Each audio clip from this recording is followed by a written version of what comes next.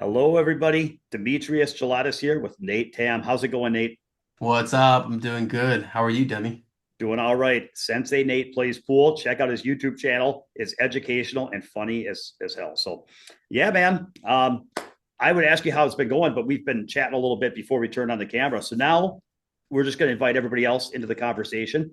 Um, Excited today. We're going to be talking all about confidence, and I'm excited for this one. It's There's a lot of ways we could go here, but let's see. Is there anything I should probably introduce myself for people whose first episode? I am a pool coach. You can find me at mnpoolbootcamp.com. MN for Minnesota, Minnesota Pool Bootcamp. So mnpoolbootcamp.com. I do 3-day training sessions for people that want to, come into Minnesota and train some serious pool, and it's been a lot of fun.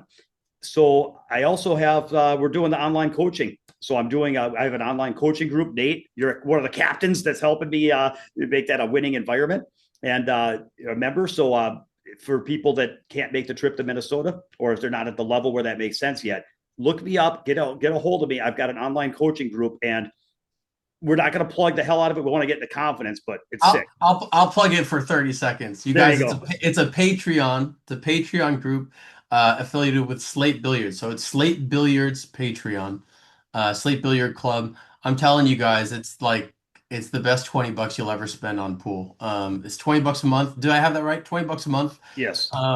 We got a Discord going. The chat is unbelievable. We're always talking to each other. We have just tons of different categories we go through the game on, and Demi has different drills. We're going to be doing some cool competition style stuff coming up soon. I'm telling you, if you're into pool or pool training, it's like the best use of your money in terms of learning online. You're gonna not find anything like this on YouTube, right? Well, and I appreciate it, Nate. One thing I try to stress is that it's not content, it's coaching. And the Yeah. big difference is that it's interactive and custom. So, for example, like I'm reviewing people's videos, I'm looking at how they're hitting balls, I'm helping them figure out what's going wrong in their game. There was just a question in the Discord yesterday where somebody had found a rack that I dogged like from 10 years ago or something, and online. And they were asking me like why I shot a shot a certain way. And there was some conversation about it on our Discord. And what did I do? I started to type, and I'm like, no, that's a little bit involved. So I just turned on the camera. I made like a 10-minute video where I was breaking down some of the choices and why, and some cool ideas came up, right? About sacrificing make percentage to get better cue ball control when it makes sense, why, and this, it was, and we got into it. So if you like to train and get better and geek out and both geek out on pool, but also get better at pool, that's what we do. It's not just passive content. Yeah, it's not, yeah, again, it's not just content. It's not like a YouTube channel where you are the only one in the conversation and they're just signed up to watch. It's a real conversation, and it's a lot of information that you'll find nowhere else, right? I'm a pool That's content junkie, right? yeah. So I know firsthand. I'm the guy that was trying to learn as much as possible during COVID, just watching YouTube videos every day, day in, day out. A lot of this stuff I didn't know because it doesn't really exist on YouTube, and it's It's it's really really hard. It's hard to believe. It's hard to believe. I had a guy that'd been playing pool for 30 years, and he's taken lessons with a lot of the top players. He's read the books and watched the videos.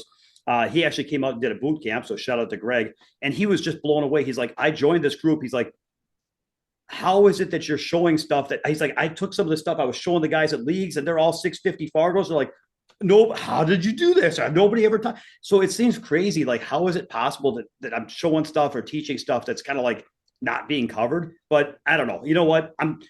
Listen, I've been playing a long time. I'm a little crazy, and I've got some ideas. So anyway, the other thing that I thought was really cool, and now I lost my train of thought. I wanted to let people know they can find that through Slate Billiard Club or through MN Pool Boot Camp. It's linked on my website. I'll link it below. But what was I going to say? We were talking about um, replies to the runouts and the way that I know. I had a guy yesterday that came and trained with me. He did a 4-hour lesson. He lived in town, and he's over 600 Fargo. And people don't know what they don't know, Nate.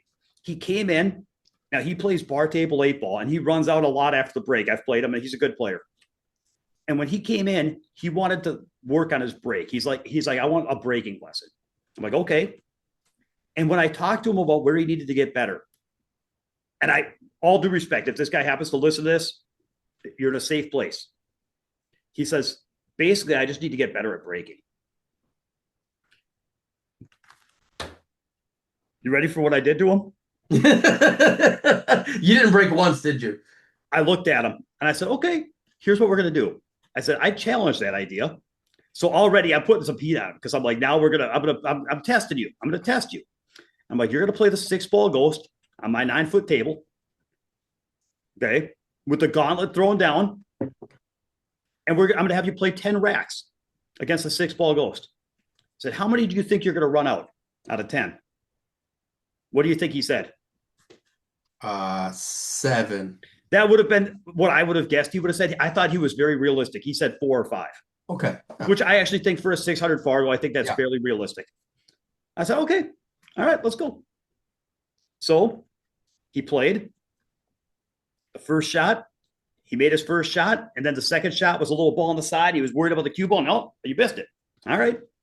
Now he's down 1. Next rack was kind of tough. He ended up messing up a couple racks. The second and third rack, he starts getting out of line, getting recovery shots. Next thing you know, he's down 3 in a row. He's down 3-0. The fourth rack, he's running the 6 balls, and it's a little touchy. He gets on the wrong side of the 8, has to play short side on the 9, shooting it up the long rail past the side pocket. He gets where he's like bridged off the rail, back cutting it just a little bit, hangs the thing up. Now, maybe if he was feeling better, he would have made that ball, but he's down 3-0. All of a sudden, he hangs up the 9. Now it's 4-0. He just missed the 9. Guess where it went from there? It didn't get better.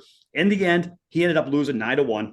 He just got barbecued, right? It was just like, it's like you wobble on the first shot on the side, kind of have a couple tough layouts, get a little out of line, hang a 9, and next thing you know, boom, it's over. It's like 9-1. So I looked at him. I said, you still want to work on the break? And I said, so how would the break have helped that? You know what I mean? Like this is like, okay. So my point is, now we did work on his break. Okay. So we did a 4-hour lesson, and I did spend a good 45 minutes helping him on his break. And I think it was a valuable 45 minutes. But my main point was like, bro, I watched him play for 5 minutes, and I'm like, bing, bing, bing. I know what to do. I know where you need to go. And the break is not it. So the reason I share that story is that this, and I was blown away. I'm going to go more into detail in our training group. I'm going to actually go more into detail about some of the stuff he was doing and some of the things he was doing wrong, because I think that watching a player as good as that come in and just get roasted by the 6-ball ghost, that's real, man. That's real. And people don't know it though. And so what's my point is that for a player that good to not even know that he has room to grow in a lot of other areas, for him to think that, yeah, I play pool the way pool can be played. I know all the shots. I can run balls. Like, I know how to play pool. It's like, bro, you don't know what you don't know. And hey, man, for the people that don't, for people that just want to keep doing what they've always done, that's our competition. So I always need to play. For the guys that want to come train with me, you're welcome. And for the guys that don't, I appreciate you being fodder in my tournaments. Thank you. Okay, that's a little aggressive. I didn't mean to get that aggressive. I just get passionate. No, own it. Come on, man. Okay. So thank you. Thanks, Nate, for your enthusiastic support. So confidence. I want to start the question that we had. This is actually, by the way, this was actually a question that we had in our Discord group for our coaching. And somebody asked me, what's the difference between ego and confidence? And by the way, that is a question I've thought about in the past, and I find it very, very interesting. I've thought about it for years. It's been a serious question I've considered, and it's one I find very challenging. And because as a player that used to be really addicted to ego, I've tried to get away from that, but yet confidence is vital. And so really understanding the difference between the two is an interesting one. And I realized I wasn't going to be able to answer that. And so I was like, you know what? We'll just do a podcast about it. So there you go. If you want to suggest future podcast ideas, get in our Discord. But what the heck? Let's start with this. What the heck is confidence? And then when you're ready, how does it differ from ego? Are you asking me to answer? Yes. Okay. Help me out. So I did a little bit of research on confidence versus ego before this, and research aside, I think generally speaking, my internal thoughts were kind of aligned with this, but And someone said it on our Discord where I was like, yeah, you nailed it. That's why I think too. Ego, I'm gonna start with ego because I feel like it's easier to make the contrast if you start with ego. Ego is it's externally driven, right? It's almost always loud. It's almost always based out of fear. Um, and there's an element of needing to prove yourself with ego, right? Whether it's proving to yourself or proving to somebody else, ego is maybe born out of confidence or born out of competence, but is usually driven by something outside of what makes competence and confidence shine.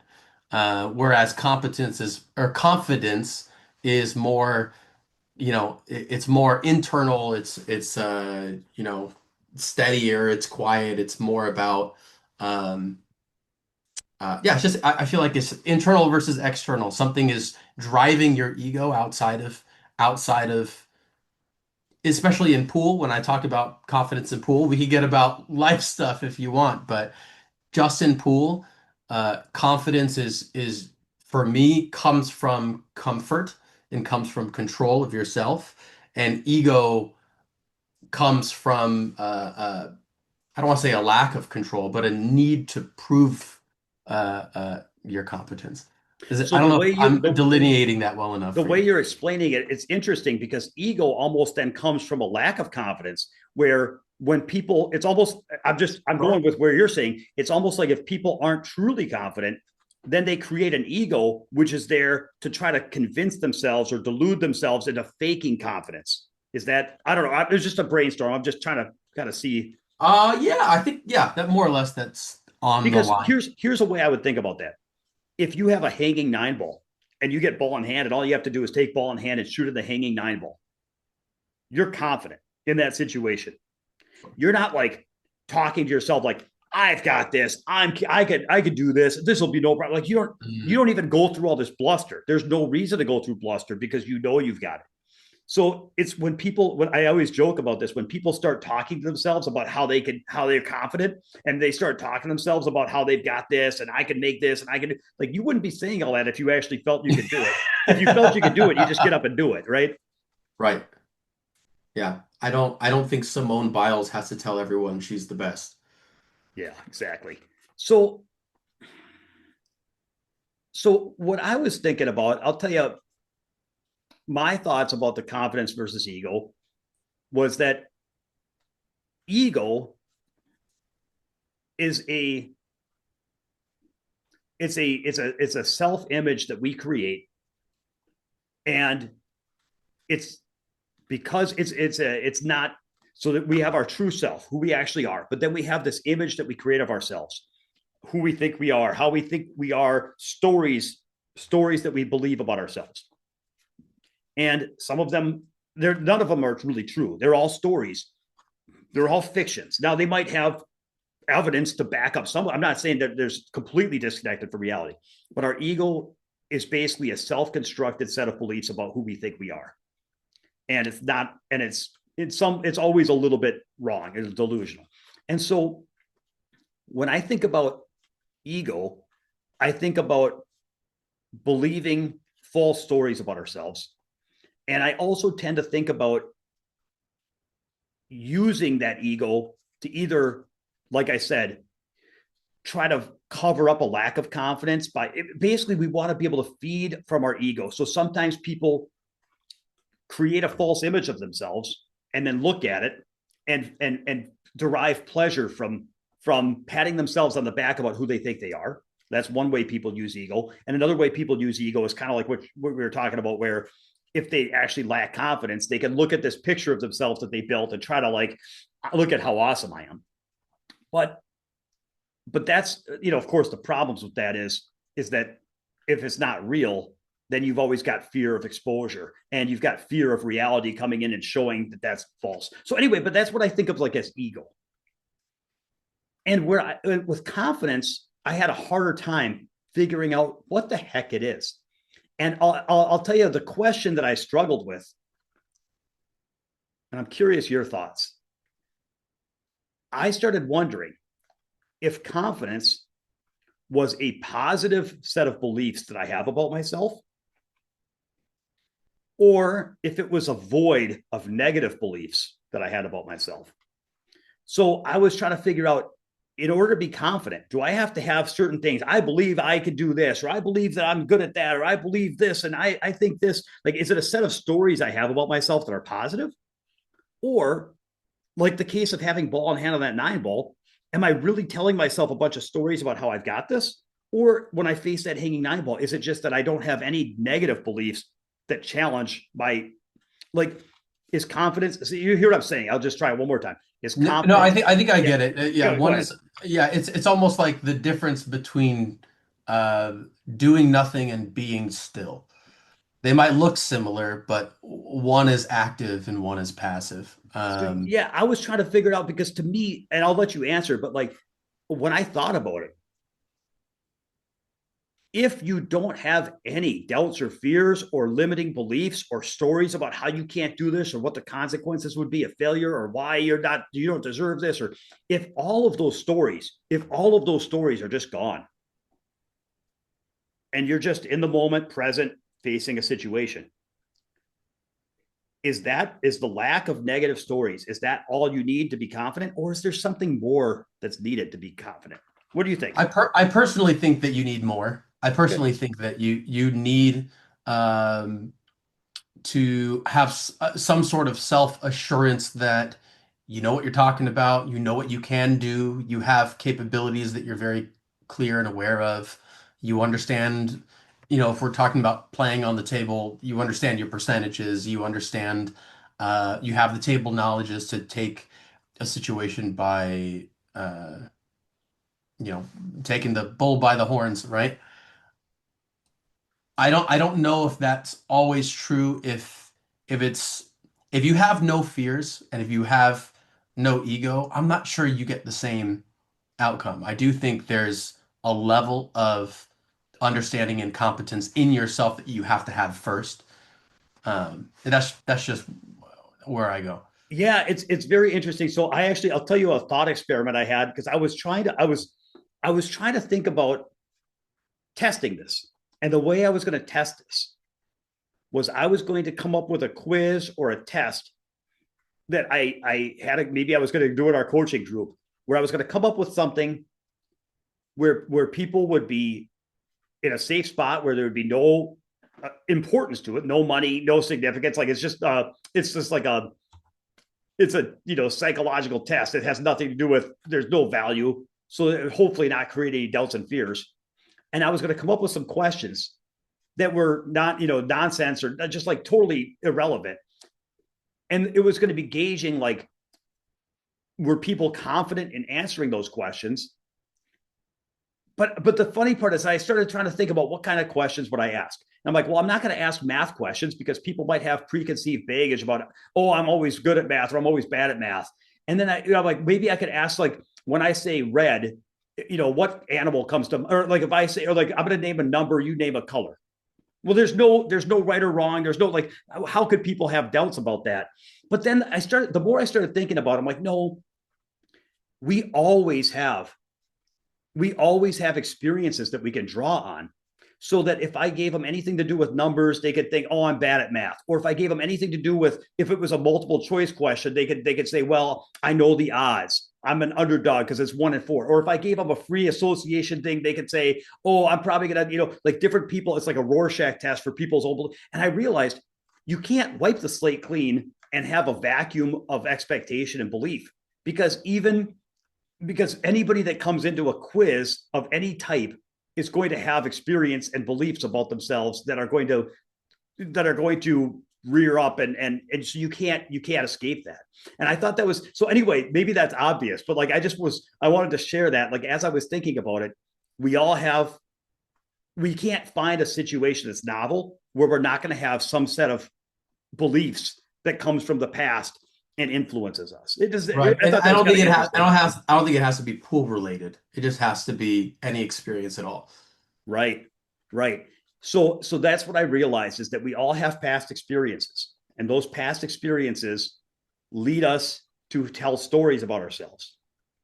I'm getting flashbacks of our of our mental training group that we did. I don't know how long ago it was now, but we had a moment there where we talked about the stories you tell yourself, feeding, which wolf do you feed, that whole Yep. And by conversation. the I don't way, know if you, all the mental coaching is also on the Patreon group, so hey, you have access to my mental game course too. But okay, yeah. So then the question: when it comes to beliefs about ourselves, does confidence have to exist in words? Like, do we have to actually have cognitive beliefs, or could it just be feelings? Does it have to be words, or could it just be feelings? Do we actually have to have like real word beliefs about ourselves, affirmation type stuff? What do you think? I maybe it depends on the arena we're talking about. For me, when it comes to actually playing pool, like being on the table, what is my arm doing, right? That kind of thing. For me, confidence comes from a physicality. I'm a physical player, right? I feel like I have the most confidence in my abilities playing pool when I'm physically comfortable. Um, whether that means, literally physically comfortable on the table, leaning over the table, or how I'm holding the cue, or how warm my body is. Like if I get cold, I can't play pool. Like, Ooh, good. You should never have told me that. Why yeah, don't you come whatever. to Why don't you come to my place? I'll In Minnesota, we'll jeez. have an exhibition match. Just give you a little notice so I can get the room ready. We'll put you in the When, meat locker. yeah, when my hands are cold, I play awful, and I know it, right? That is something I just know. So you'll often find me in a pool hall if I'm practicing. I'm wearing a jacket to be sweating because when I'm sweating, when I'm physically warm, I feel like I can do a lot with the table. That's Uh, cool. Yeah, yeah. yeah, so for me, that's where confidence comes. It's a physicality thing first, and it reinforces a mental knowing that I can handle physically the task at hand, right? And it doesn't mean I have to make everything. I don't think confidence means that you feel like you're going to make everything. I feel like, you know, talking about telling yourself stories, it's more about like knowing what version of you is going to hit the ball. You know what I mean? So Because it's we really all, weird. Yeah. So confidence for me, I think what you're basically saying it's very much feeling driven, and I think that's right. Um, One thing I started thinking about, I think this is kind of useful for people because I went down this road where I was thinking about like animals. Animals have confidence. If a cat wants to jump on top of a refrigerator, it's very confident in its ability. It's not telling itself stories and words. And so when you think about the fact that animals can feel confident, then you realize a lot of what people think confidence is, it isn't. Because if animals can do it with no words, then anything that hinges on words, I'm not saying it doesn't have a role to play at some point, but it's not necessarily essential in all cases or the root of what confidence is. yeah, I don't And think an eagle is flying over its prey saying, "You got this, you got this." that's right. Yeah, exactly. It sounds like a Far Side. But then, now I do think that real words can interfere with confidence. That your beliefs that have words to them that you can sabotage your confidence. But I don't think true confidence is words. I think it's feelings. And so when I started thinking about what it is, and again, I'm just playing around with ideas. I don't. I'm This is not my subject of expertise. It seems to be that when we imagine attempting something, there's a part of our brain that assesses the challenge or the difficulty of what we're going to be attempting and compares that to our past experiences and then gives us a warm or a cold feeling about how we feel like that's going to work. So I was talking to my kids, I feel bad for my kids. We were talking about confidence all weekend. I said to him, like, I had my phone in my hand and I pointed to a spot on the carpet. There's like a little pattern. And I said, if I said, I just need to throw my phone and have it land anywhere on that big rug, well, my confidence feels really, really high because I'm looking at the challenge and my past experience is kind of measuring it with all the games of catch I've played or baseball or whatever. And I'm picturing how the phone could bounce a little bit, but look at the landing period. I'm like, yeah, that feels likely to happen.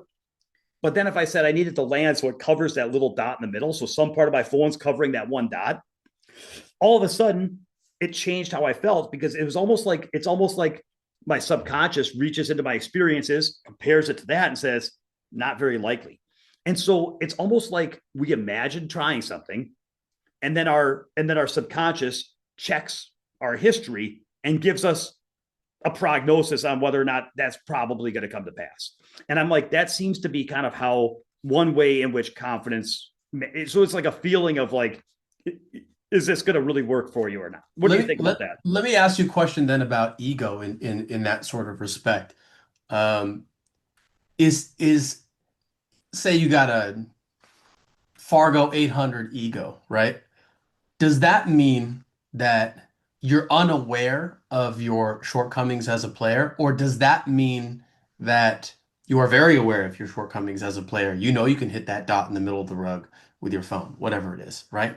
So to me, it feels like I don't. It could be both. Who knows? But I feel like someone who's very ego driven on the surface knows exactly what they can do. But in this conversation, I feel like we've presented maybe not evidence, but we've presented talking points that show the opposite of that, right? It's somebody who doesn't know their So, capabilities. so are you saying that they would be at a performance advantage? What do you Well, mean? I'm trying to understand the main point. You were talking about it having an 800 No, ego. I'm asking you a question. Someone who's very ego driven, is that person someone who doesn't understand their own abilities, or is it someone just thinks too highly of their own abilities? Yeah. So I think what I would say is that I can't speak for all people, but a common situation would be somebody, we all wrestle with self doubt, feelings of inadequacy.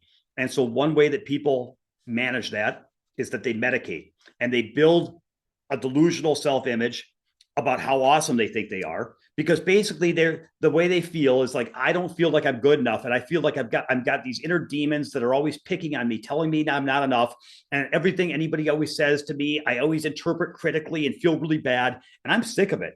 So what I'm going to do is I am awesome. I'm all that. I'm the best. I'm great. And I'm going to tell myself how awesome I am. And that's going to defend against those demons. And so then I'm going to build an image of myself about how awesome I am.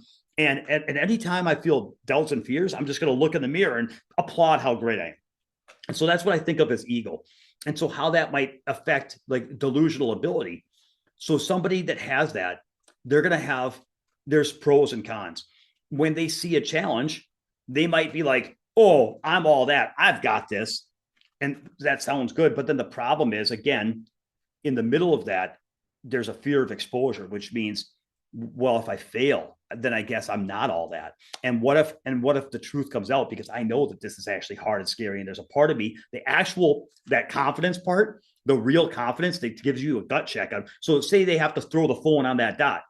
They can be like, oh, I'm awesome. And I'm always the person that sticks the landing and watch this. But yet at their animal level, their subconscious is checking their database of past experience saying that's not likely to happen. So now there's a conflict between what their ego is saying they could do versus what their confidence is actually telling them they could do. And when they're not harmonious, when they're in conflict, that's where fear of exposure comes in. So I think that that the person will have delusional belief in their abilities, and at times, but there's positives to that, man. So some of the positives of that are people will get in the ring, and people will take action, and maybe it motivates people to practice because they want that vision that they have of themselves to be realistic, and they're fighting to keep that vision alive. And so it can be motivating, and it can be something where when they're discouraged, it can give them sometimes, so it can create a lot of downside, but it can also create a lot of fuel to fight. So I'm not saying it's one-sided, but I think that in the end, you could tell yourself stories, but your gut, is still going to tell you whether or not you're really confident, and where there's conflict, it will still create problems. So then it's an interesting question of like, who's going to perform better? Somebody that's realistic about how tough the challenge is, and that my gut says this is a hard thing to do, versus somebody that's trying desperately to convince themselves that they got it. I don't know, man. I'm not sure. I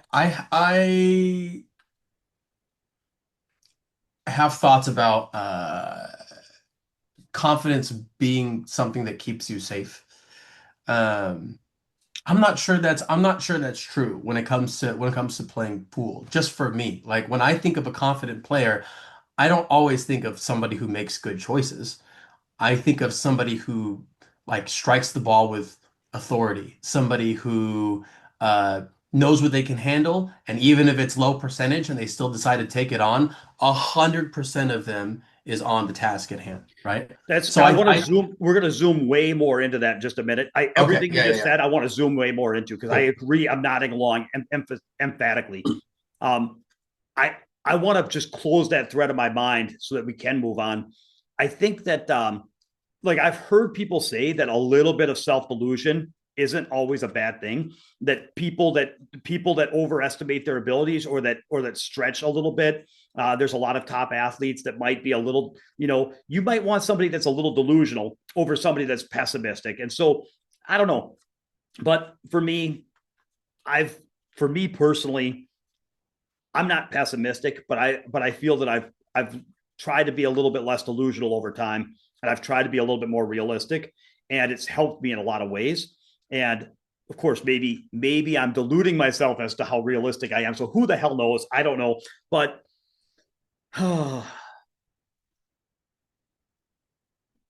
the what you're saying, we're going to shift in a second. I think we could get away from that. So just before I move on, let me just think about what we've said.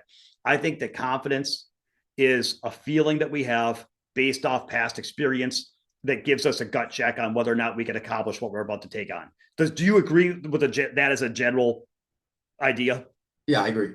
And then ego is the stories that we tell ourselves, positive or negative, that are not always true, but just rather things we are hanging on to and stories we're telling. And that when the two collide, it can create problems, and that one can't replace the other. Okay, Yeah. so then, and that people can, yeah, yeah, yeah. So then, as far as what you're saying, now we're going to take it to the table. You were starting to say something that was really cool about how there was a couple points. One, how confidence manifests physically. So this, let me give you a setup for that one. Suppose a player, I was doing a lot of thought experiments over the weekend. Suppose there's a guy who's playing a race to three against a player he doesn't know. And his buddy tells him, "Oh, this should be a good match. He's a good player, but you'll get, you're better than him." And so the guy's, playing, and the other guy's playing pretty good. It goes 2-2 in a race to three. And then at 2-2, he's got a layout of balls to run. He's got a 6-ball run for the win. And all of a sudden, his buddy comes over and says, "Holy shit, you're 2-2 with this guy. You know what? I was totally wrong on who the guy you're playing is. Turns out I mixed him up. This guy is from the Philippines. He's actually one of the best players in your state." So in this thought experiment, we're not talking in general about, the truth is that it is harder to play a professional level player because obviously you're going to get less opportunities. They're going to put you in spots that might be beyond, all that stuff. But we've already solved for that because you've got a 6-ball run for the win. So it has nothing to do with how good they play.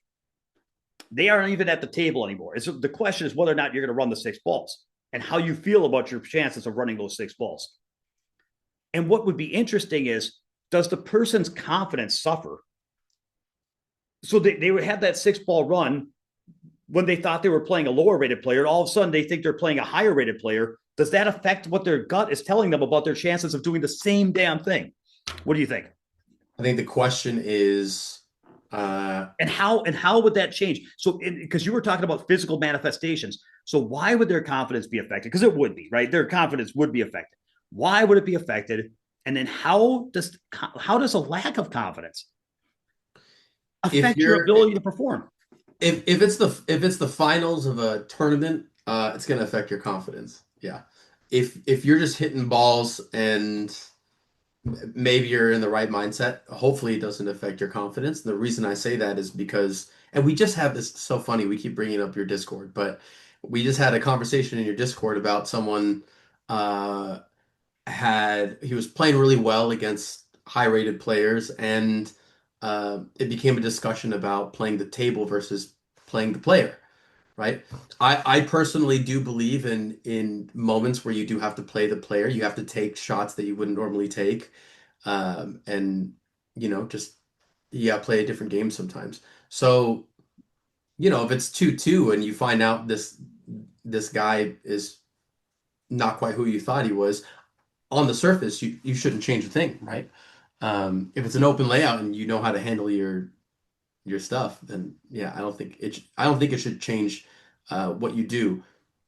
But again, there's nothing on the line. It's not like you're going into a head-to-head match, race to 15 with this guy for So I'm gonna grand. so check this out though. So first of all, when it comes to, I never said this. We did a Q&A in the Patreon group where I had talked about playing the table versus playing the player. One thing I'll share though for the audience I didn't say is there's a reason why you have to know your player. If you know that the person you're playing against doesn't like confrontation and generally is trusting, and then you can call fouls on them that you might not call on another player, or you can kind of like do some stuff. No, I'm joking. Okay. Anyway, had to throw that in there. It's gosh, man. You're gonna get in trouble, dude. Okay. So so here's what's interesting about what you said about how much finding out that they're a better player would affect your confidence. You said if it was the finals of a tournament, it might affect your confidence, but that if you're just playing for fun, it might not. But to me, that says more about your stories than it says about the inherent. What that says is that Nate Tam values the finals of a competition, and that when he's playing for fun, he doesn't assign as much importance to it, but that he's playing in a finals, he assigns a lot of importance. But there might be somebody that's never beaten a higher rated player, where for them, the idea of beating that player would be such a meaningful event that they would like that all of a sudden they feel the way you feel the final. So I think that's all how much and in what circumstances it would affect your confidence. I think it's very personal based Yeah, on the stories we tell ourselves. I should clarify. It's really about to me, the confidence comes from a set of circumstances as much as it is purely internal, right? And that's just me because you have to measure your capabilities against your challenge. You can't just look at it and say 2 + 2 is 4. Sometimes, you know, it's not. I don't have a good analogy there. I just mean that it's not always quite that simple. Yeah. And in this circumstance, I do think that that changes things for almost everyone. And yeah, that's a part of that is an ego related question, and part of that, and that's a storytelling question. That's a uh, So it's interesting because it ties back. I've referenced this many times about balance beams. If a balance beam is a foot off the floor, everybody could run across it if it's yeah. 50 feet in the air. But then thinking about confidence, that's what we're actually talking about. If you see a balance beam a foot off the floor, your brain looks at the balance beam and it compares to past difficulty and says, you've got this. But if it's 50 feet in the air, it's not that the challenge has changed, but the consequences have changed. And because the consequences have changed, your brain, the level of certainty, like it's almost like to what degree of certainty must you be? So, for example, Nate, if I told you, this is maybe a bad example, but if I told you I'm thinking of a number between 1 and 100, and if you can guess within 90 of what I'm thinking of, you're going to be right. And it's not just I'm thinking of a number. I'm going to pick a random number between 1 and 100, a computer generated number, and you can give me a range of 90. It's like, well, you're going to feel like odds are I'll get this right. But if I told you had to be within 3, it's like odds are I'll get it wrong. That's a terrible example. But the point with the balance beam is there's what level of certainty do I have to be? With the balance beam, I'm like, yeah, I could probably cross this. But how confident do I have to be to feel good? I'm like, well, I mean, I'm not saying it's impossible I could fall, but like I probably got this. So I feel good. But if it's 50 feet in the air, all of a sudden, probably got this doesn't feel good enough. And so the 2% chance I fall off the balance beam scares the hell out of me, you know? So it's like, what is my chances? And also, what are the consequences? So getting back to our guy that finds out that this is a better player, what happens and the reason why they feel, I think their confidence is affected, even though their same physical opportunity is there, is that one, the consequences have gone up because if they beat this guy, they're going to feel really good and proud of themselves, and they're going to be telling themselves great stories about how awesome they are, and it's going to be very validating, and it's going to feel great. And if they blow their chance to do that, then all their demons are going to wake up and tell them, see, we were right about you. You always fall apart under pressure. And they're going to be riddled with self-doubt and loathing and all this stuff. And that it's gonna hit some very sensitive spots in their psyche. So in the end, the stakes have been raised. And so before, when they had that 6 ball run, it was like the balance beam was a foot off the ground. Like, yeah, I probably got this. But all of a sudden, now there's a lot more emotional weight attached to the outcome of this 6 ball run because of the stories that they're telling themselves about what it means to either rise to the challenge or to fall apart against a better player. And those stories have raised the balance beam. And all of a sudden, that even though their physical chances are good is equal, all of a sudden the consequences have been raised to where they might start feeling bad in their gut. I don't know. Yeah, agree. I So don't really have anything to add. I'm yeah, sorry. so it's just interesting. So my thought about confidence, and then I'm going to turn it back to physical. My thought about that was, so confidence is our gut telling us hot, cold, good, bad. How do we feel about what we're about to take on? And stories and words can't really make up for that. But you can create using fears and doubts, can use words to create stories that can infect our confidence by creating the illusion of consequences that doesn't have to be there.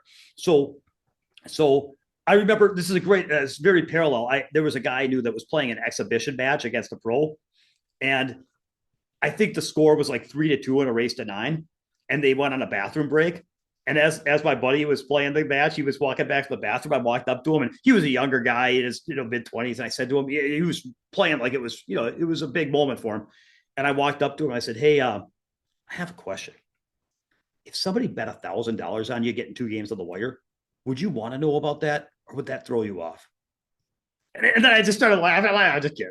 Anyway, I was just, because you could tell he came out of the bathroom. He was just so wound up. I'm like, I just had to, try to loosen him up a little. Anyway, um, my point is that we can tell ourselves stories that wake up feelings of dread. We can move the balance beam higher in the air in our mind by telling ourselves stories that create a lot of extra baggage. And when I teach mental game, that's some of the stuff I do is try to remove that. So I think confidence as a base comes from your past experience and your gut. And you can't make up for that with words, but you can use words to make it a lot worse. So that's what I think. Okay, so then the question is, take that player who's now feeling some negative doubts about their ability to close this rack out. If you know how to do something, you know how to do it. So how would a lack of confidence, or how would self-doubt, why does that even matter in pool? Like, it's a physical game. What changed, and how does it change? And how does it actually, because no, if you run those balls out, the referee doesn't come and say you didn't win because you didn't look very confident. Like, it has to manifest physically. How does a lack of confidence sabotage performance? How does it actually come out? I need to apologize for Demetrius Joatis over here gaslighting the conversation, saying pool is a physical game. Uh, I'm representing that argument. I don't believe that. I know. Okay. Yeah, it's you just got to call BS on that. Are you saying that you've ran 2 racks at this point, or you've won 2 racks against this great player at this point? Anyway, who's to say you can't just keep doing it, right? Uh, But that's a word story that you're using to counter a word story telling you can't do it. sure, So, sure. but I'm just saying, if you're feeling bad, how how do players who are struggling with confidence in the moment perform differently than when they're not? Where does it actually come out? Yeah, I think we're starting to get into like giving advice for gaining confidence in this We'll scenario. get there. We're getting Yeah. there. But right now, we're talking about, how does it fall apart? Like, you mentioned a couple things. You mentioned something that I was like nodding along to when you were talking about people that are struggling with confidence. How does that come out? I really don't remember that part of the conversation. Hopefully I can pull it out of my brain. Can you remind me what I One said? thing you said was talking about people kind of dog stroke, like decelerate swinging. Oh yeah, yeah, yeah, yeah. It's and that all relates to me personally because for me, confidence is a physical thing. It comes from a physical comfort, in my stance, holding the cue, feeling the weight of the cue, not feeling like I'm stiff, being warm. Um, while I'm playing, all that kind of stuff. So if you can find ways to get yourself physically comfortable, for me, that's literally the number one thing I do besides breathing. If we want to get into breathing, but uh, yeah, breathing and then physically staying warm or uh, feeling like my body has the capability of executing the task at hand. Um, of course, I think mentally you have to be there too. You have to tell yourself first that you can do it. And we all know this is, it's like a placebo effect. If you tell yourself something's going to work, oftentimes it can. And it's not just because it's not like magic or anything. It's part of who we are as humans. You tell yourself, yeah, I know we're getting into the whole telling yourself stories, but you really do have to to So there's visualize it yourself is interesting because accomplishing your goal. yeah, you saw how you already saw where I was going because like I said with that hanging nine ball when you have ball in hand, you don't have to tell yourself a story about how you can do it. Your gut already believes it. Mhm. So what we're starting to talk about, there's a question which is, can words be useful in combating you know, can words be useful in combating a lack of confidence? Can affirmations play a role, or can stories can is there any way that words can play a role, whether it's affirmations or whether it's refuting some of the doubts and fears you might be having? But let's just get the physical part out of the way so I can move past it. Yeah. I think that when people are struggling with confidence, you're right. The first thing that happens is they start decelerating on their swings. They get a little tentative where they don't have fun giving every shot a little stink. They start like kind of drifting through the ball. Their draw shots turn into stop shots. They like that happened in that video review where I was reviewing that video myself. Why didn't I draw back off that shot? Well, I was a little nervous, and so my stroke was a little weak and floaty and not really accelerating, and so then I didn't draw back. And yeah, it happens. So we'll put a pin in that. There's, of course, you can see people's body language. You can tell when people aren't feeling confident. It leads to different decisions. People start cinching balls and they start making, so people can make, okay, so decision making could go one of two directions. Sometimes people like kind of play the wrong shot where they play a really, really careful shot where they cinch the shot and just make it and they don't really do what they need to do to run the balls out. Other times, though, people's lack of confidence about what's coming up at the next shot gets them to like try to solve the whole rack with one hero shot, and they take on way too much because they're trying to they're afraid of leaving themselves hard on the next shot. So their lack of confidence is affecting their fear of the next shot. So people can make really weird decisions. They can become very conservative, but more often they become hyper delusionally aggressive because they're just out of balance. The so bad decision making, decelerating swings. I'm trying to think if there's speed control gets really erratic. I think that I think that in general, I'm trying to figure out how this manifests physically. I think that people do the opposite of what they fear. So when you're feeling confident, you're thinking about what you want to have happen. I want the cue ball between there, and you put it there. Whereas when you're feeling not confident, you're focused on what you're afraid of is going to happen, which is I don't want to come up short, and then you overcompensate and fling the cue ball 4 feet too far.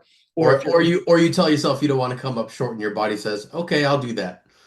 Right. You Or come or up or if you're short. It's afraid like of every time. or if you're afraid of undercutting a ball, and then you're like, if you're feeling confident, you're just like, well, let's hit it in. But if you're feeling not confident, like I'm going to undercut it, then you just overcorrect and overcut it to the end rail. So all those things. So lack of confidence, poor body language, uh, very poor decision making, very very decelerating swings, overcorrecting because you're not trying to accomplish something, you're trying to avoid something. And then a lot of times, the way people react to adversity in the end is like, they're anyway. So those are just some. I mean, we could probably go on, but those are some common examples of where why would a lack of confidence affect somebody's performance? That's kind of how it comes out. So then you wanted to get into is what are some of the things you do if you're feeling that way? And there's three levels of zoom we can use. We can use on this shot. I'm feeling that way on this one shot. Then we can talk about how, if you're feeling like that just during this session, like that's how I feel during this match. And then you can talk about for people that are struggling with confidence throughout their pool career. So let's take them one at a time. It's one shot. And overall, you've been playing a decent match, but on this one shot, you just don't feel good on this shot. I don't know. I'm just trying to set it up to where. Yeah, if it's purely about making the ball, it's funny. We had a similar conversation about striking preferences in the Discord when it comes to open layouts. So if you have 6 balls on the table and it's an open layout, for me personally, I'm gonna try to stick to center cue ball. I'm a slidey stunny player. I like to slide and stun, but roll and spin and float, that's all well and good when you really need to be pinpoint with position. But when your scatter of the cue ball it doesn't need to be super tight, and I'm not the most confident player in that moment, but I know I can get away with some not super tight position, then I'm just going to hit the ball like I mean it, and I'm going to force that good feeling in my arm. That's my number one go-to. Yeah, I think this is something that I really speaks to me. And I guess this is kind of like, now that I think about it, this could be the same answer for people that are struggling with confidence on one shot versus throughout this whole session, because either way, it's going to feel the same. So I've had a few experiences in the last couple of weeks with students of mine. And this has been happening for years, but thinking about confidence and watching how it's played out with my students.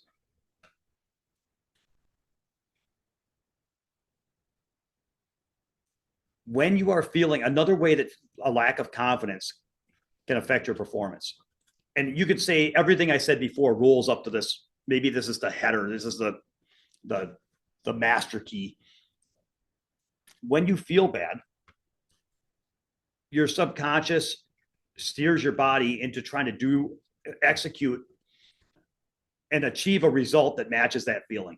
It's like you want to manifest a feeling that you've got in your gut. So if you feel bad, your subconscious is like, how do I make this go bad? And you actually told me a funny story, and I don't remember if we talked about it on a different podcast, about playing with a really good player that was spewing and didn't win a rack for like 20 racks in a row, and they were just like couldn't run 4 balls. Yeah, I remember that. It was strange. It's just that happens where you play a player and they force themselves to lose almost. Yeah, and what I remember saying was, it's like learning pool. I think that what I said to you is I've seen it before many times where amazingly good players. In fact, I'll show you a video when we're done. I don't want to share it publicly because I don't want this person to feel bad, even though this person is not alive anymore. But I just want to show you a really good player. Everything they touched for the entire set of pool went wrong. You have to see it to believe it. And so we've all been there. And what I said is that improving your skills physically at pool, I said it's like being an artist where where you develop, maybe as a kid, you have a 6-year-old or a 4-year-old that has like 4 different color crayons.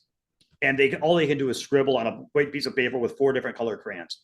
But if they're in a good state of mind and they're having fun, they might actually make some kind of scribble that's, looks like a unicorn and is vaguely aesthetically pleasing. But if you train as an artist for 20 years and you've read a bunch of books and studied a bunch of techniques and have different, a whole palette and different subtleties and know about all this stuff about art that I don't know, that you can do all that. And you have the potential to create amazing works of art. But if you feel like going to a canvas and painting a picture of a pile of crap, you can still do that. So you can manifest whatever's in your heart, and you just have better tools to manifest what's in your heart. And so that's what I was saying, is that when what's in your heart is horrible, no matter how good you get at pool, you can find ways to make it look horrible. So getting back to what I've been going through with my students, when you're feeling bad, it's like your brain your subconscious is trying to find a way to manifest that bad feeling. And it's really frustrating sometimes when I'm playing, to watch how my students, they will work so hard to find ways to throw games and to not run the balls out, that it's the longer I've coached and the more I've seen, and the more I've seen players do this, the more I realize this conversation is important, and that paying attention to is important, because we were talking about like bad decisions and different things people could do. It's in the end, the one last thing that lack of confidence can how it can manifest. I've seen players almost go on strike where they just sullenly refuse to make balls. Like they're just like, it's almost like their body is saying, I don't like this situation. I'm not sure I can do what we need to do. I miss. I just miss. And I'm like the shots that we're missing do not need to be missed. There's only one reason we're missing these, and it's because we're so uncomfortable and we're so unsure about whether or not we can do what we need to do, and if we're going to get the cue ball where we need to get it, and are we going to be able to complete the run out? I just don't like it. I miss.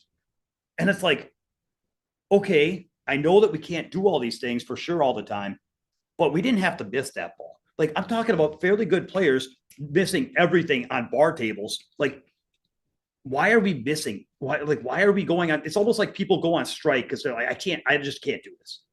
And so I'm sorry, I kind of derailed a little bit. We were talking about how to handle that, but like you were talking about going into cinch stroke and just kind of like using a slide. But basically, I think what you're saying is what decision can I make that would make a good feeling in my gut? Like what decision does my gut like? I think that's what you were saying, right? Yeah, it's anything that makes me confident in the striking of the ball. Prioritize that. Um, especially if shape is less important. Now, if it's a crazy run out, if the layouts got clusters and problems to solve and stuff like that, I'm going to choose the shot that is either strategically right, or if I have to play a really difficult um, positional shot, then I'm just going to do my best to execute that type of strike. But again, if it's open and I have a choice of how I want to hit the ball, So for yeah, me, confidence comes from striking with authority. so here's what we've got. We've got two situations. One where you've got a decisions you can make, and another one where you're backed into corner. So let's talk about where you have decisions to make first.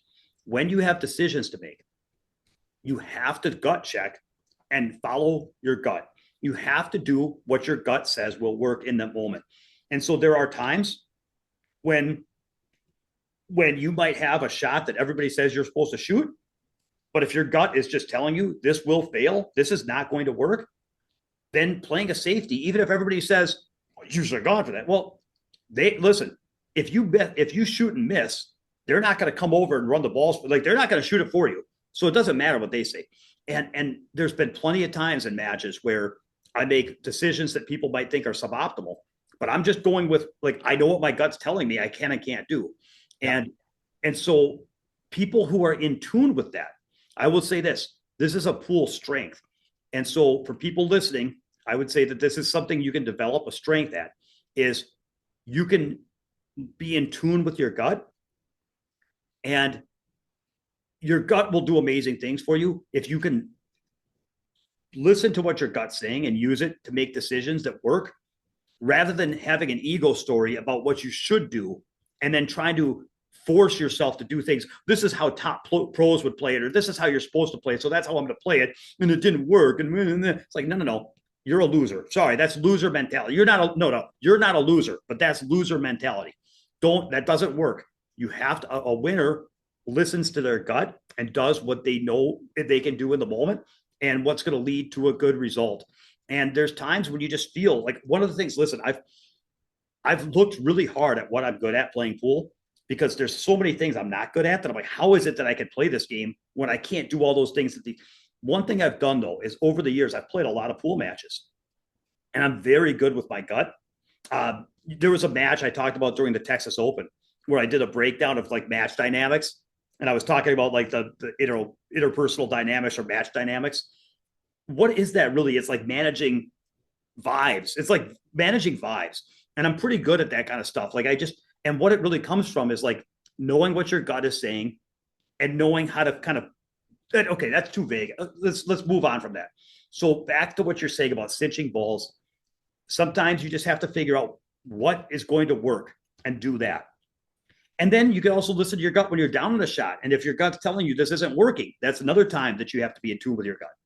So what you're saying is be in tune with your gut and do what your gut approves. Yeah, that's because I think we established that confidence comes from a feeling of competence plus uh, physical comfort in the moment, right? Uh, so at some point you have to prioritize one of those things if you're not feeling confident, right? So for me, that means getting down and making sure I bury a ball by giving my body some sort of comfort in the strike itself. Yeah, and then you can also do a little bit of fake it till you make it. So we already know that Sure. one thing that happens is people dog stroke. I had a student here that was struggling with confidence, and that they, whenever they were struggling with confidence, they started decelerating and dog stroking. And so the challenge was I had them do an exercise, but they also started taking a lot of time. So what did I do? I'm a very friendly coach.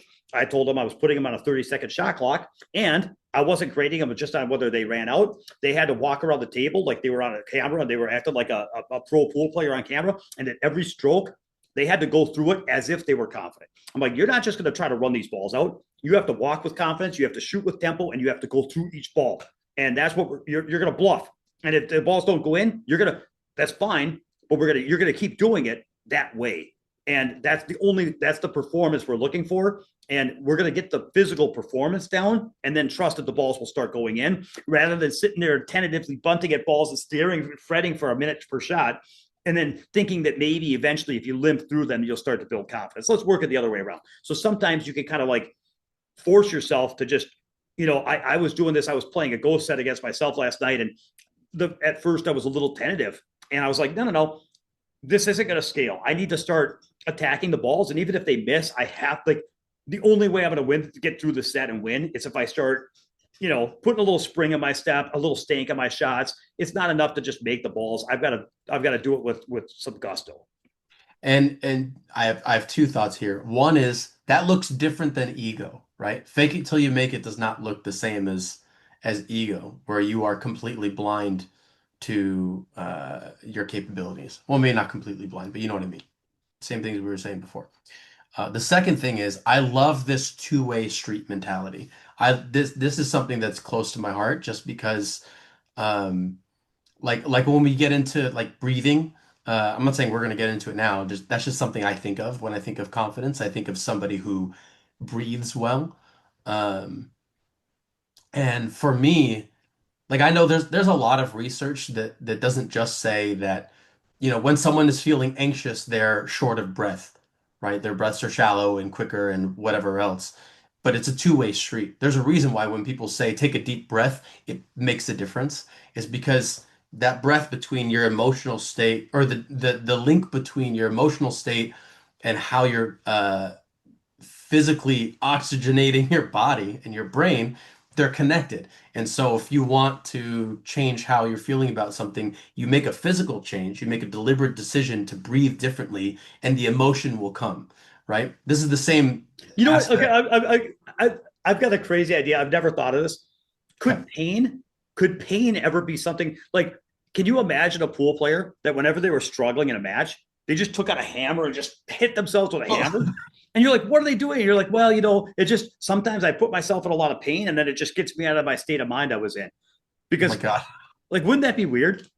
Is that like that's like the what's the old trope when you're trying to pass a lie detector and the guy has a little tack and he like sticks Oh himself yeah, with a tack whenever he's lying. wouldn't that be? It would be really funny to like the guy's like, hey, we're sitting down with the 3-time world champion. What's your secret? And he like lifts up his sleeve and he's got all these cut. Never mind. Oh Okay, man, this is getting I didn't mean to go there. horrible. Listen, I'm sorry. Okay, I regret. I have some Let's regret. But get back okay, on track. so yeah. If physically, it was just a brainstorm. Like, what if pain?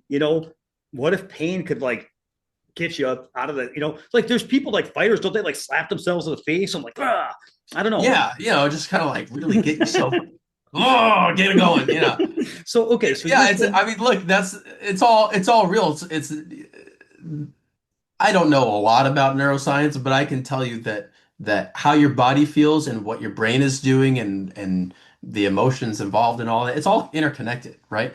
It's it's a shame for us to feel like we have no control over our emotions or we have no control over what our body is feeling when it's a two-way street. There's got to be some sort of control somewhere. And if you know the right buttons to push, I feel like look, Niels Fine talks about this all the time, right?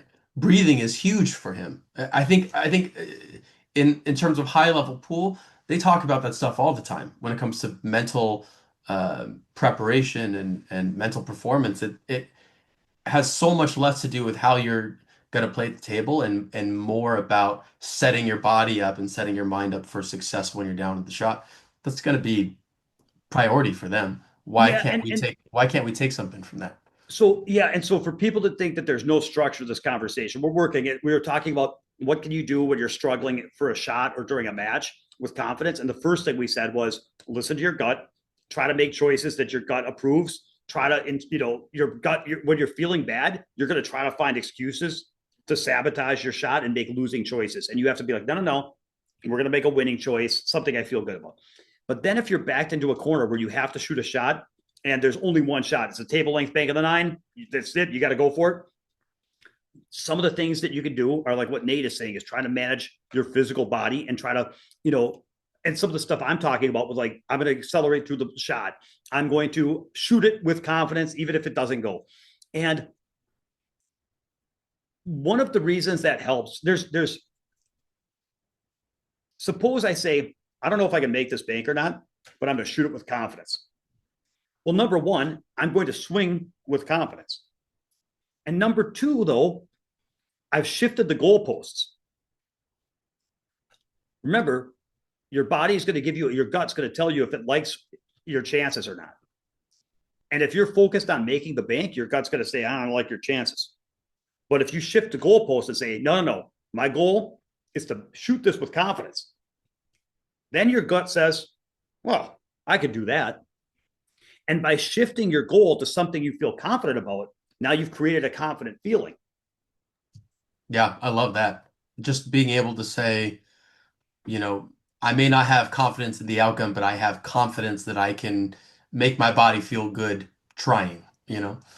Yeah. And that's a really good technique to summon up good feelings when you don't feel good. There's a lot, of course, to combating doubts and fears. And there's a whole mental game stuff I believe and teach. So there's a reason I teach that stuff. But it's really cool. So managing your body physically, like you're saying, breathing, doing things to make yourself feel good physically. And then another thing you can do to make yourself feel good physically when you're faced with a challenge is adjust your goals to stuff you know you can control. When you focus on stuff you can't control, that's unlikely, you could feel low confidence. When you adjust your goals to things you can control, like I'm going to shoot this with confidence, I'm going to take a deep breath, I'm going to give it a good swing, I'm going to have fun shooting this. Those things will make you feel confident because you can do those things. And then even though that doesn't, well, now I'm not saying I might not make the shot, but by giving yourself a good feeling, you're more likely to be able to do what you need to do because your performance follows your feelings.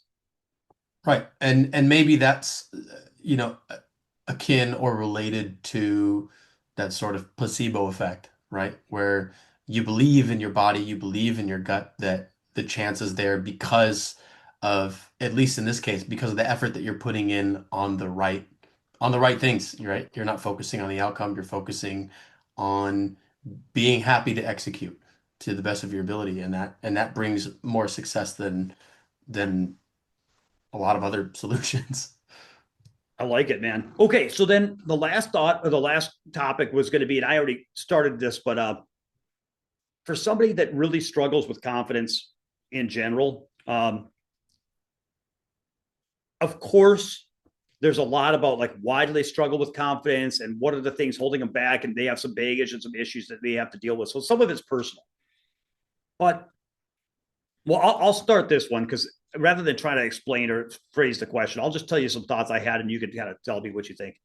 I already shared this story about having the guy, putting him on a shot clock, making him walk a certain way and shoot with acceleration and shoot with confidence, and really making that be his challenge. Another thing though is that when people do practice drills or when people take on challenges, I've just like you were talking about with the guy that failed to run out 20 racks in a row. If people's confidence is gone,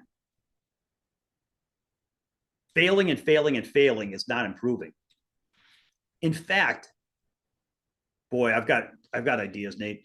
Um, when I started thinking about what is the purpose of practice, everybody's like, well, we're physically developing skills. And I guess that's true. We are physically developing skills, but the purpose of trying to develop our skills is so that when we face those challenges in the future, we will have a higher degree of confidence in our ability to respond. And so we are building our physical skills, but we're also trying to build our confidence in those skills. So that when we face shots, not only do we have skills to make them, but we want to be able to face those shots and have our gut give us good feelings in those spots. So if we're practicing a drill and we're struggling with that drill and failing that drill, not only might we not be building those skills physically, we're not building up a bank of positive memories here. And I get so frustrated with people and their damn drills. Let me tell you, I do drills. I believe in drills, but I think most people, I think casual players don't drill at all. I get it, but like among serious pool players, most people drill too much the wrong way, in my opinion, and they do the wrong drills the wrong way too much of the time. And when I see people buzzsawing difficult drills, I'm like, they have a story that they're telling themselves, which is, if I take on this hard stuff and discipline myself to do it, it's going to pay me off. It's like, no, you're practicing losing. You're going to lose. Like, so one, I'll let you respond to that. I'm sorry. You know this stuff probably better than I do, so I'll let you go. No, I love that. You're practicing losing, so you're gonna lose it. That's beautiful. That's the perfect response when I see, people trying to run out. They say, "Oh, here's this crazy pattern drill and only 0.1% of players can actually get out from here and see if you can do it." And then people spend a week trying to run this out. When they finally do it, they're like, "Yeah, I accomplished something." I'm like, "Okay, but almost the entirety of your time was spent failing, so how does that make you feel?" Yeah, Right. yeah. uh, It's like my that's son. that's a No, I'm great just kidding. response. Yeah, you're practicing failing. Good one. um Nope, no, nothing further. So a couple of techniques that I would recommend so that people don't do that. There are progressive drills, and I've plugged it before. The reason progressive drills are so important is that they adjust in difficulty and they ensure that you have to have some level of success. So I had a guy that was really struggling with confidence, and we were training together. So one example of that is playing eight ball. I would throw the eight ball on the table, and he would get ball in hand, and he would have to shoot the eight in. If he makes it, we throw a solid in the eight ball, and he has to run two balls with ball in hand. If he makes it, we throw two solids in the eight ball. And every time he runs out, we add a ball. But every time he fails, we go back a ball. And little by little, the goal is to see how high he can climb. If we were just trying to have him run eight ball tables, he would fail because he's snake bit. But when you do the progressive style, you are winning half the racks. And so you are always going to be winning half the racks, and it prevents you from failing. So if my challenge for him was to have him play with tempo, play with confidence, and play the progressive ghost where he's, and you can do the same thing in nine ball. I did this is how I grew up. I would throw three balls on the table, run them in order. If I ran out, I'd go to four. If I ran out, I'd go to five. If I dogged it, I'd go back to four. Now, that's not the answer for everything. There's problems with that. It's not the same as, you might just lose the hard layouts and win the easy layouts. And you're not really getting better. You're just waiting until you get a series of good layouts. And there's reasons why you have to diversify your training. But that's a good one for confidence building. So for people that are listening to this, it's like, man, for people that feel fatigued, for people that have been working really hard, practicing really hard, running at 7,000 RPMs, really forcing themselves to do a bunch of drills, but they're feeling like the game's getting harder, not easier, and they're grinding, and it's not much fun anymore, and they're not even getting better. When's this going to pay off? Those are symptoms, in my opinion, that you might be going down a wrong path. And so doing stuff where you're having fun and you're succeeding some of the time, it's not, if you're telling yourself a story about how going down this other road is harder and therefore it's going to make you better, I'd be like, not necessarily. You might just be beating your head against a wall and being a martyr. And nobody gives a prize for the person who suffered the most in their basement. They give a prize to the person that runs out in the finals. And so if you want to be the guy that runs out in the finals, you got to practice doing stuff where you have good outcomes and feel good about your game. And so progressive, another version of the progressive drill I really like. This is for one where the problem with the random runs, like I said, is you can just wait for the easy layouts. So the other version I like is when you have a layout where you mark a certain layout, and then when you try to run those balls out, you start by just making the 9 ball. And then if you make it, you go make the last 2 balls. And then every time you succeed, you add up, you go back a ball. And every time you fail, you go forward a ball. And so if you have a 6-ball run, you have to run 1 ball, 2 balls, 3 balls, 4 balls, and then you mess up, you're back to running out the last 3, and then you fight your way to the beginning of the run. It's very fun, and it does create pressure as you get towards the beginning of the run. But because if you mess up, you got to go back and do it again. But then you get really good at completing the runs, and you get very confident. And if you need to, you can if you keep missing the same shot, maybe work on that shot a little bit and try it again, or maybe the run's too tough. But going through that is a really good one. So those are a couple of progressive style drills. And then of course there's progressive practice where you're setting up draw shots. And instead of trying to do some mighty X draw and miscuing 20 times in a row, every time you succeed, go back 6 inches. Every time you fail, move the cue ball closer 6 inches. And keep doing the drill, but every time you fail, the cue ball moves closer. And that way you're always succeeding half the time. And that's not the only way to do it. But to me, this sounds obvious, but there's a lot of people that don't know that. So those are 3 versions of progressive. Progressive ghost, random layouts, progressive ghost against a certain layout, and then progressive drills in general, where your cut shots, every time you make the shot, it gets a little thinner. Every time you miss the shot, it gets a little easier if you're working on thin cuts. Whatever you're working on, have it get a little easier, a little harder. And then what you're trying to do is you're not just trying to learn the shot. You're trying to figure out what happens is it gets you in your comfort zone. And then it pushes you out of your comfort zone. And then it brings you back in your comfort zone. And what you're really trying to do is anchor that confident feeling you have when you're comfortable. And then when you're a little bit outside of that, just a hair, then you try to shoot with the same and manifest the same good feelings and shoot with the same good vibes that you had and massage the edge of your comfort zone so that you can try to feel good just a little bit further. I think that when it comes to training for confidence, it's very similar to what you were talking about when you're down on a ball. Sometimes you got to move the goalpost a little bit, right? Sometimes it's why focus on making the ball, focus on hitting the ball well, right? So I think it's generally what you're saying is the same sort of concept, right? Give yourself an easy way to win. Give yourself opportunities to win in your training so you know how that feels. And then you have a real measuring stick once you're on the battlefield and you don't know whether or not a choice on the table is going to benefit you. At least you have some sort of measuring stick where you say, I know that half of the time drawing from 2 diamonds away, this kind of cut shot, I can handle it because I've done it. Right? Versus always just starting with the difficult position is tough. It's like this is so brilliant. It's like, if you want to hit your goals, pick goals you can hit. Because you might think, but I don't want to hit those goals. I want to hit those goals up there. But picking goals you can't hit, you will just fail. Whereas if you pick goals you can hit, you will succeed and you'll feel good about it. And then you can pick new goals that are a little bit further. And then if you it's like you keep hitting goals and then you keep going.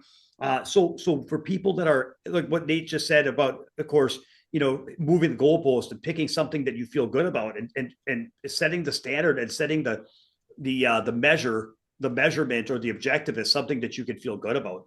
The same thing happens for somebody who's snake bit in their career.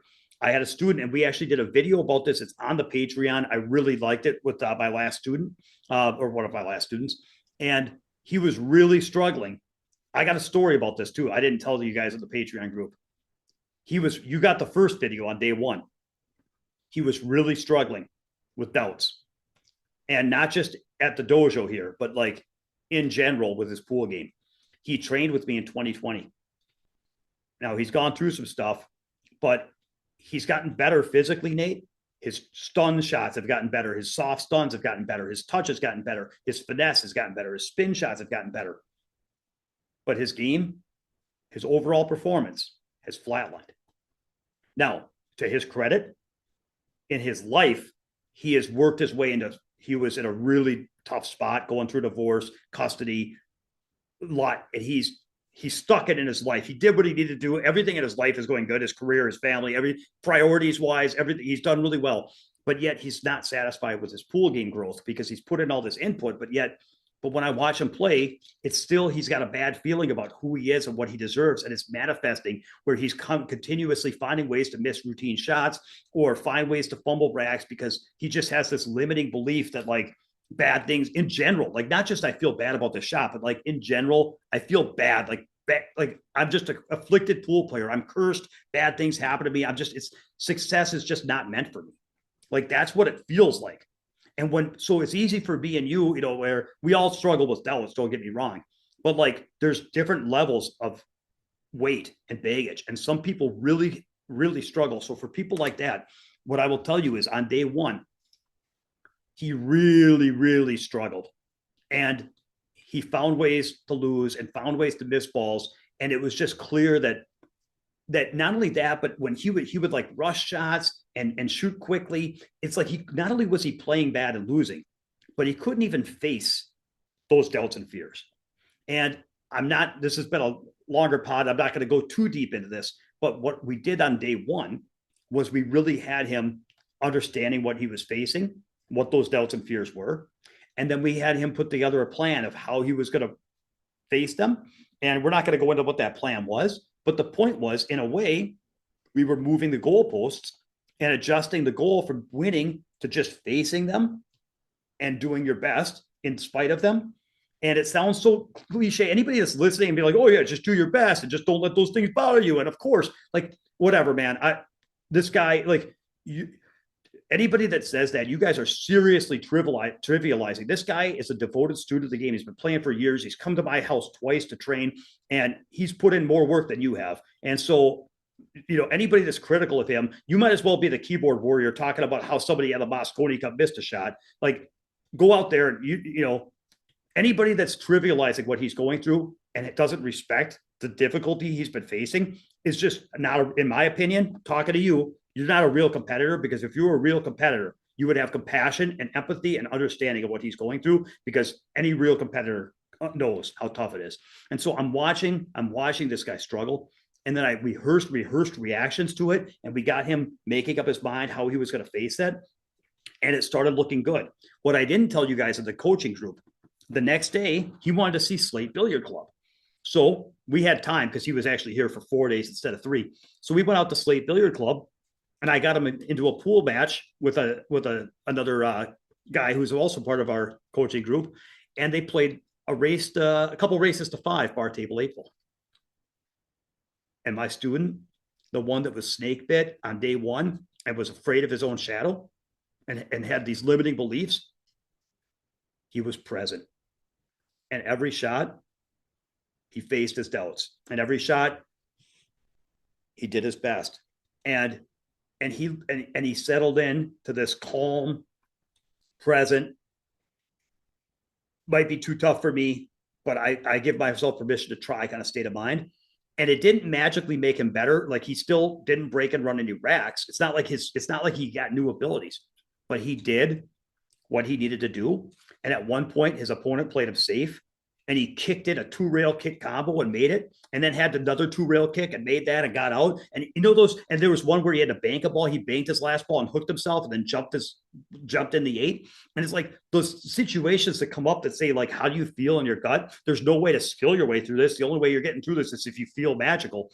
He was very calm and present. He did what he knew how to do. And then at times there was even a little magic, and it just showed that, like, man, you are capable. And when you face your doubts and give yourself permission to do your best, amazing things can happen. And it doesn't have to happen all the time. It doesn't have to happen every rack.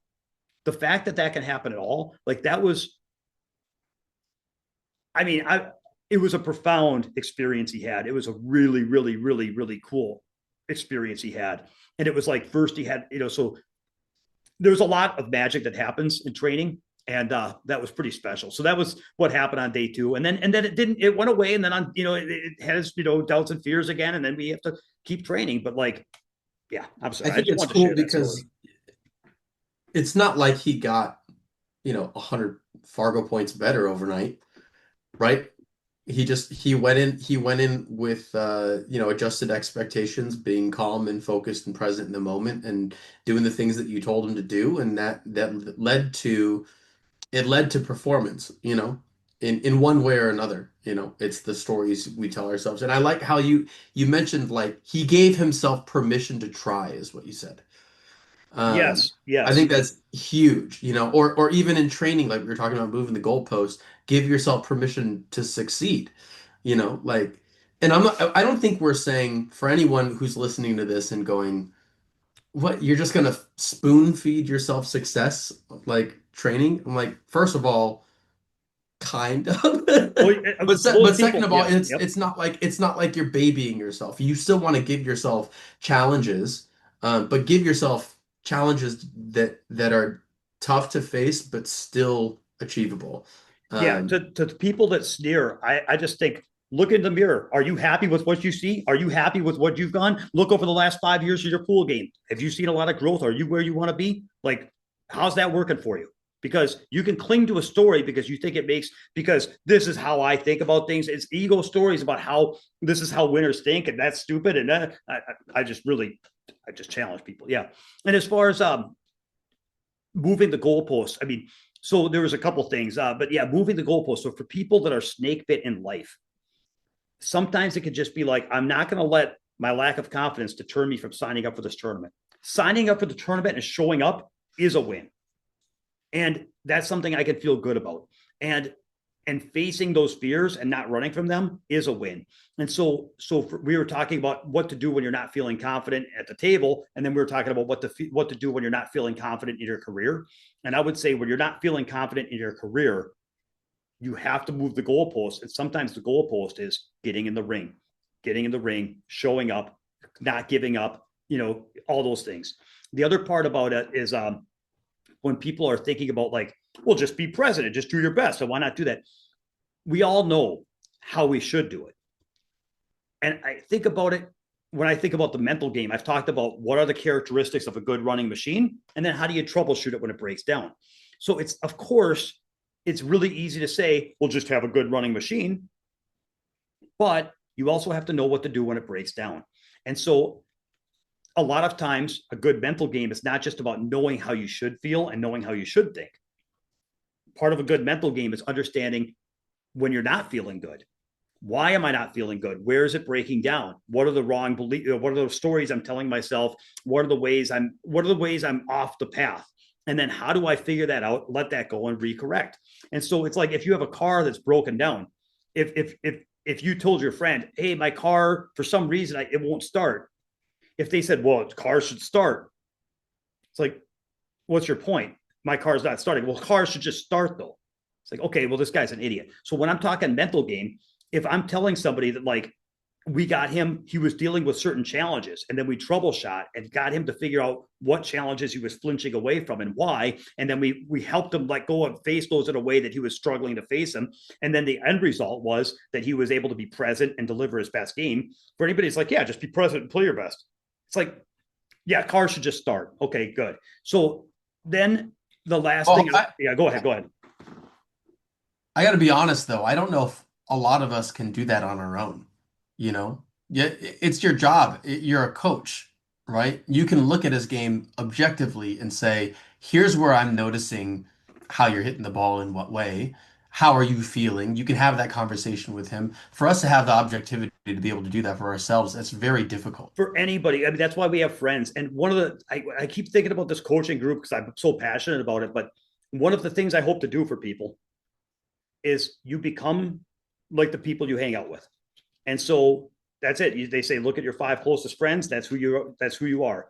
And if, you know, if you surround yourself with a bunch of bodybuilders that are watching, talking about their organic nutrition and how much, like, trust me, in a month of hanging out with those guys, you're probably going to be in better shape. And, it's just, if you hang out with good pool, like, so as part of my group, we've got a group of people. I'm trying to be in your group of friends, because if I'm in your group of friends, well, you don't have to like me, but if I'm in your group of pool friends, you will play better. Like, that's how it works, bro. And the same way, it's not just that I'm a good coach, although I think I am, but also we all do that for each other. We can't see ourselves with the same. That's what we have friends for. And that's why it's important to surround yourself with the right friends, because the right friends will have compassion for you and the insight that you need to get you where you need to be. Yep.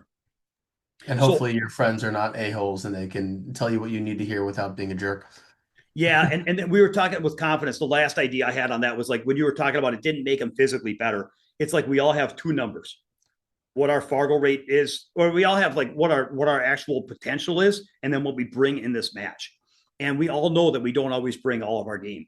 And so being confident doesn't increase your maximum skill set. It just helps you deliver the skill set you have as often as you can. And that's one thing. Of course, we're all inconsistent, but one thing I always felt good about when I think about what are some of my strengths is I didn't always feel like I was the highest level player, but I felt like I brought a lot of matches, and that did well for me. So I was good at bringing what I had. Yeah.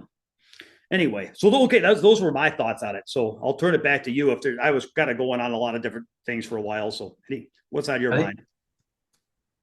I feel like I said my piece in terms of, what confidence is, that versus ego, how to deal with it, struggling on the table versus in a match versus in your career. I feel like we covered so much. Is there anything else on this topic? I'm good, man. I'm Yeah, me satisfied. too. Those were the things Yeah. I had on my mind. I find it very interesting, and but I don't know if we've solved it, but I'm confident we did our best. So I don't know. Nice. Move the Cool. goalpost, Yeah. baby. Is there anything else we want to talk about? I think I'm good, man. I think I'm good. We had some funny stories. I think I'm okay. Yeah. All right. We'll do it again. Yes, yes, we will. This is great. More like this. And if you're in the comments, shoot us things to talk about. There's no shortage for sure. Cool, man. All right. We'll wait till next time. Thanks everyone for listening along.